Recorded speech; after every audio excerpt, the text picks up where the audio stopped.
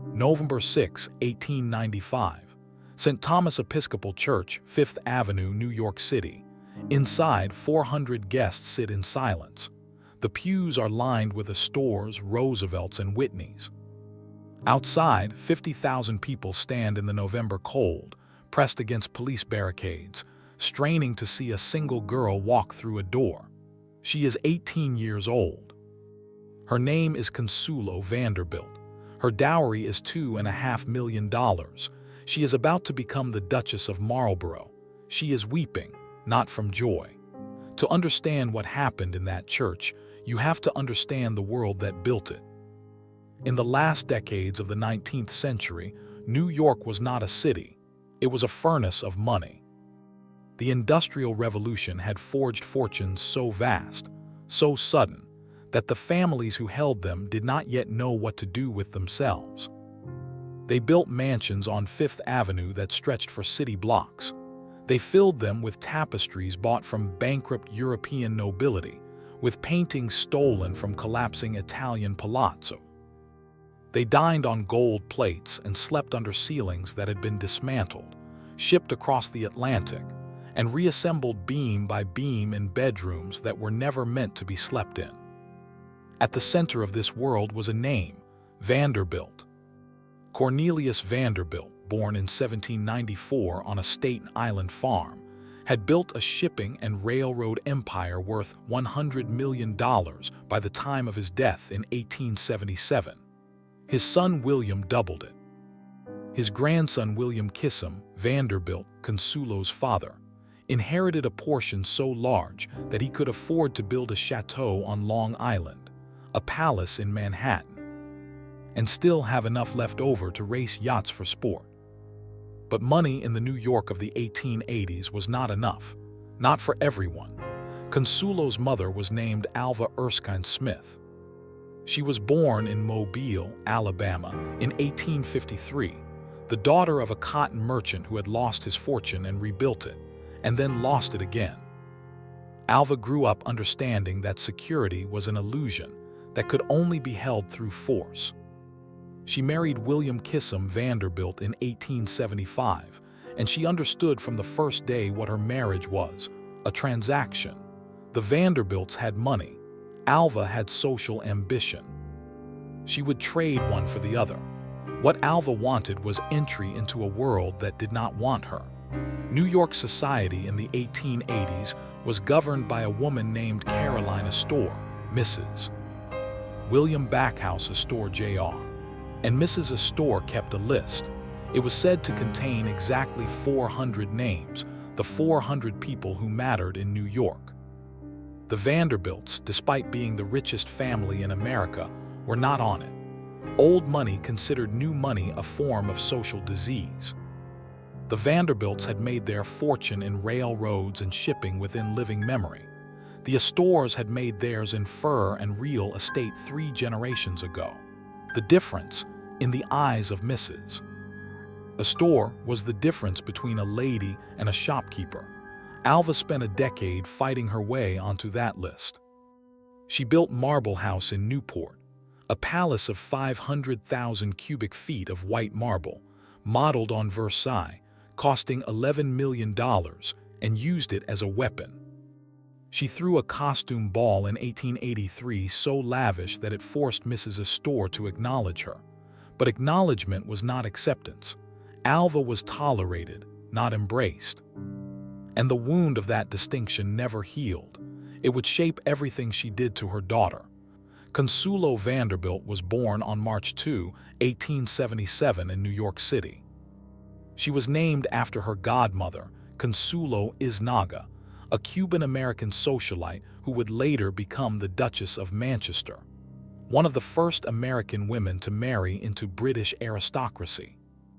The name itself was a preview of the life that had been planned for her.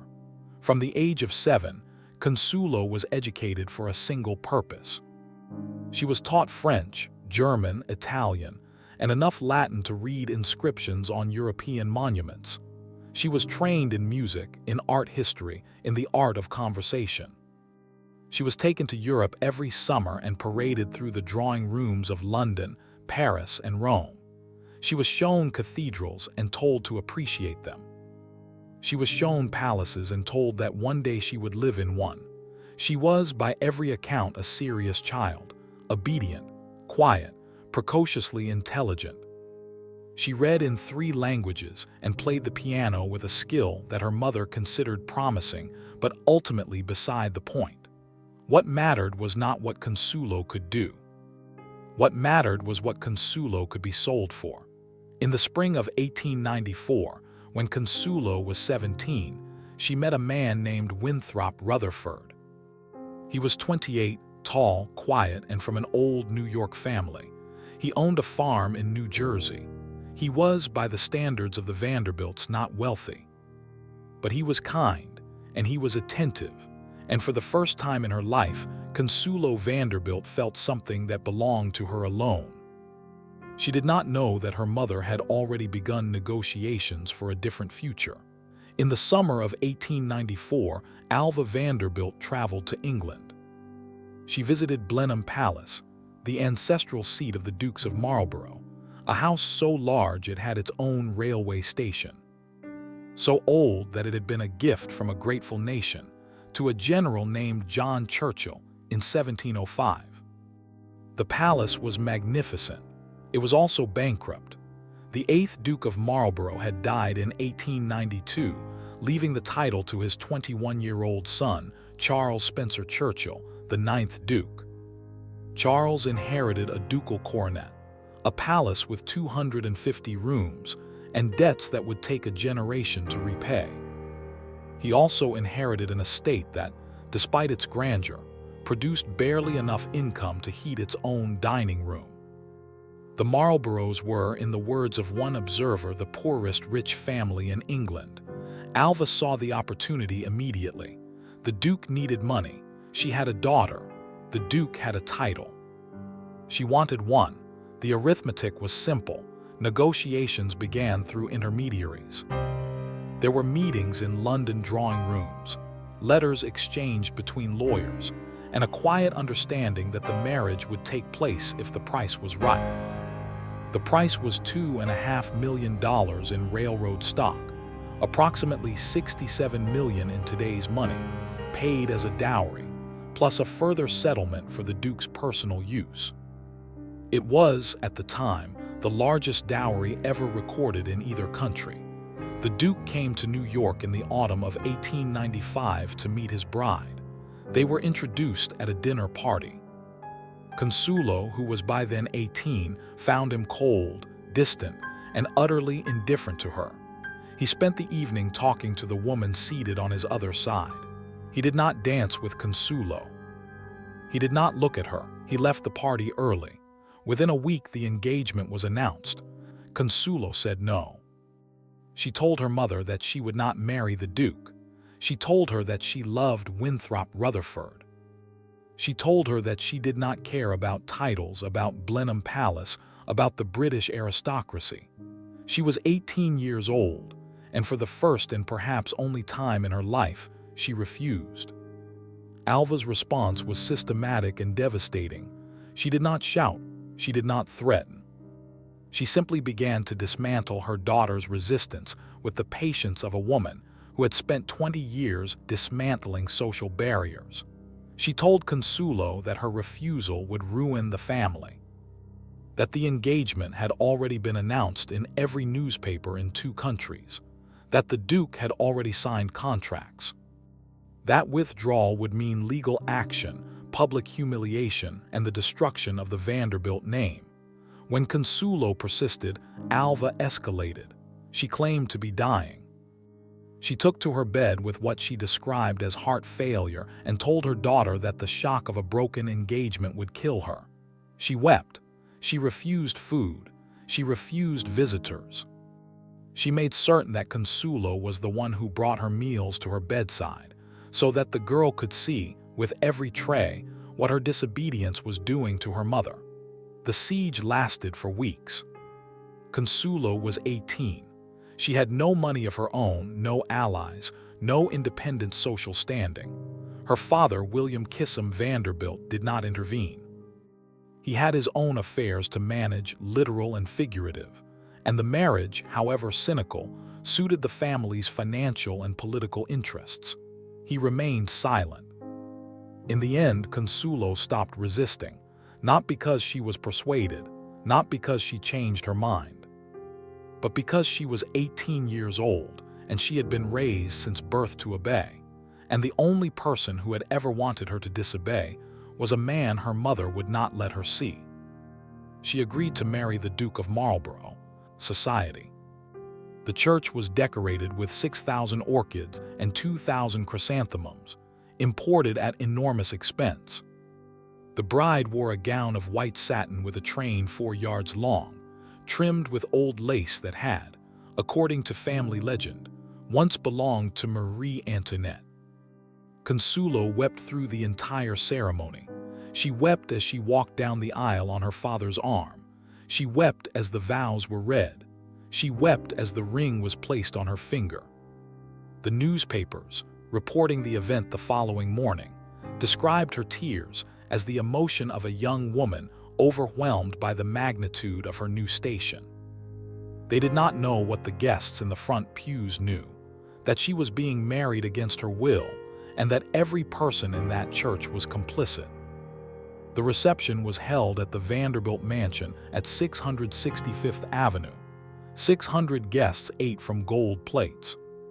The Duke and the new Duchess were toasted as a symbol of the union between American wealth and British tradition. No one mentioned the transaction that had produced it. No one mentioned that the bride had to be carried to the church. After the reception, Consuelo was put on a ship to England. She would not return to the country of her birth for 3 years. She arrived at Blenheim Palace on a winter evening, was shown to a bedroom the size of a ballroom, and was told that she was now the mistress of one of the largest private houses in England. She was 19 years old. She had been married for 11 days. Blenheim Palace was not a home, it was a monument. 250 rooms connected by corridors were so long that servants used bicycles to travel between them. The Great Hall rose 67 feet to a painted ceiling, depicting the Duke of Marlborough's victory at the Battle of Blenheim in 1704. The long library stretched 183 feet, lined with 20,000 books that no one read. In winter, the rooms were so cold that the pipes froze, and the staff laid straw in the corridors to muffle the sound of footsteps on stone. Consuelo's role at Blenheim was decorative. She was the new Duchess, young, beautiful, American, and rich. She was expected to produce an heir, host the local gentry, and attend the appropriate number of court functions in London. She did all of these things. She gave birth to her first son, John, in 1897, and her second, Ivor, in 1898. She presided over dinners for King Edward VII. She opened garden parties. She sat for portraits, but the marriage was hollow. The Duke was not cruel in the way that history remembers cruelty. He did not strike her, did not imprison her. He was cruel in the way that indifference is cruel. He did not speak to her except in public. He did not eat with her. He did not consult her on any matter related to the estate, the children, or their shared life. He spent her dowry on repairs to Blenheim, on his collection of butterflies, and on his own private amusements. He had, according to contemporaries, one great passion in life: gambling. And he was not particularly good at it. Consuelo filled her days with what she could. She learned the names of every tenant on the estate. She visited the sick in the local village.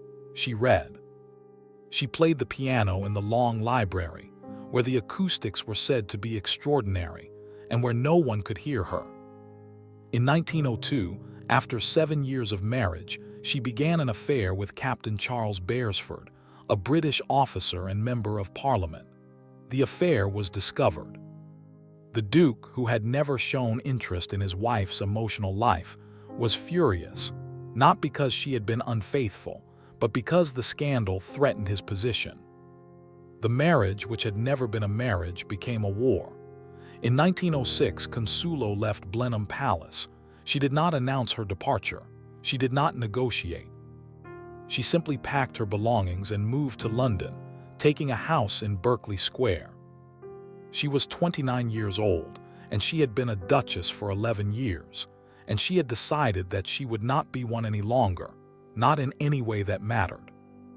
The separation was formal, but the divorce would take another 15 years. The Duke would not grant it. The Church of England would not recognize it. Consuelo lived in a state of legal suspension, married in name, separated in fact, free in nothing but her own mind. It was during these years that Consuelo became someone new. She had arrived in England as a 19-year-old girl, whose only function had been to produce an heir and fund a palace. She was now a woman in her 30s who had begun to understand that the wealth that had been used to buy her could also be used to free her. She had a personal fortune, separate from the dowry, held in trust, and she began to spend it on causes that had nothing to do with the Marlborough estate. She joined the women's suffrage movement. She marched. She hosted meetings at her house in Berkeley Square. She funded organizations that provided education and health care to working-class women in London's East End. She became friends with Eleanor Roosevelt, who would later say of her, she had been taught that her duty was to be ornamental. She spent the second half of her life proving that she had never been anything of the kind. In 1921, the marriage was finally annulled, not by the Church of England but by the Vatican, in a process that required the personal intervention of the Pope. The annulment declared that the marriage had never been valid because Consuelo had been married under duress, the girl who had wept in sin. Thomas Church in 1895 was, 26 years later, legally declared to have been coerced. It was, perhaps, the first time in her life that an institution had acknowledged what had been done to her. In 1921, at the age of 44, Consuelo married for the second time. Her husband was Jacques Balsan, a French aviation pioneer and balloonist, a man who had been the first to fly a hot air balloon across the English Channel. He was not a duke. He was not wealthy in the way the Vanderbilts were wealthy. He was, by every account, a man who loved her. They lived in France, in a house that was modest by the standards Consuelo had known. She continued her work, funding hospitals, supporting educational programs for women, and maintaining correspondence with political figures on both sides of the Atlantic. She published her memoirs in 1953 under the title The Glitter and the Gold. The book was dignified, restrained, and notably silent about the most painful details of her first marriage. She did not accuse, she did not condemn, she simply described what had happened and let the reader draw their own conclusions. Jacques Balsan died in 1956. Consuelo lived for 8 more years, most of them spent in a small apartment on the Isle de France, reading, writing letters, and watching the world that had bought and sold her recede into history. She died on December 6, 1964, at the age of 87. She was buried on the grounds of Blenheim Palace, in the churchyard of St. Martin's, beside the son who had inherited the title she had been purchased to provide.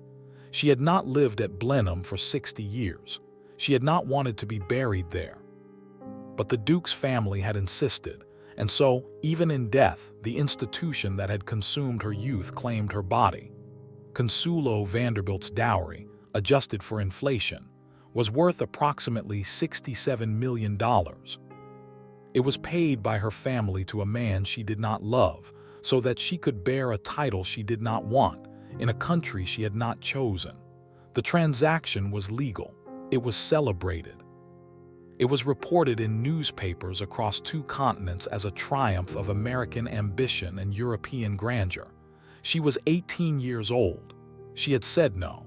She had been told that her no did not count. The Gilded Age is remembered for its excess, for the balls, the palaces, but excess was not its defining feature. Its defining feature was the ease with which human beings were converted into currency. A daughter became a dowry. A title became a payment plan. A weeping girl in a cathedral became a diplomatic triumph. Consuelo Vanderbilt spent the second half of her life trying to become a person again. She succeeded, in part. But the first half had been taken from her, and no amount of suffrage marches or hospital wings or memoirs could give it back. The money was never the problem. The problem was what happened to a girl in a church in 1895, when 400 people watched her cry, and not one of them stopped the wedding.